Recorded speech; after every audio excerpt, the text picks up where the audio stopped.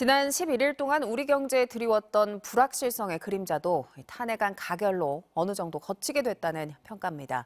환율과 주식시장도 다소 안정을 찾을 것으로 기대되지만 대외 변수는 만만치 않은 상황입니다. 박성원 기자입니다.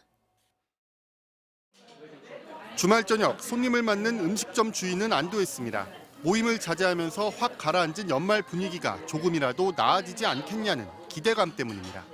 비상계엄 이후로 매출 평소보다 한 20% 정도 지금 줄어든 걸로 알고 있습니다. 이제 풀렸으니까 다음 주부터 이제 손님들 많이 올 거라고 생각하고 있습니다.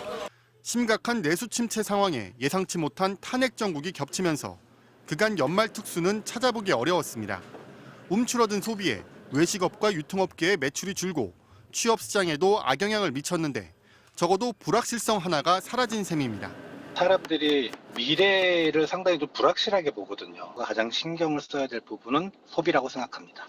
내년 1분기에 소비가 위축되는 거를 정부 지출로 완화시키는.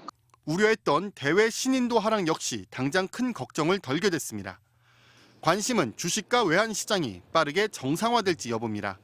앞서 외국인과 개인들이 불안감에 잇따라 국내 주식을 팔아치우면서 지난 9일 코스피는 2,400선 아래로 떨어지기도 했습니다.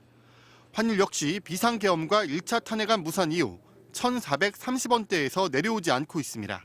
가장 우려됐던 정치 불확실성 자체가 해소됐다라는 측면에서 국내 증시에는 긍정적으로 좀 작용할 수 있는 부분들이 있고요. 신인도 하락에 대한 우려 자체가 완화가 되면서 원달러 환율도 다소 안정을 찾을 것 같습니다.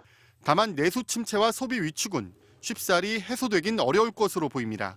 지난 박근혜 전 대통령의 탄핵 당시 하락했던 소비자 심리 지수는 탄핵안 가결 이후에도 한 달 동안 반등하지 못하다가 헌법재판소의 파면 결정이 나온 뒤에야 탄핵 이전 수준으로 회복됐습니다. 정부는 긴급 경제관계 장관회의를 열어 탄핵안 처리 이후 시장 안정책을 본격적으로 논의할 예정입니다. MBC 뉴스 박성원입니다.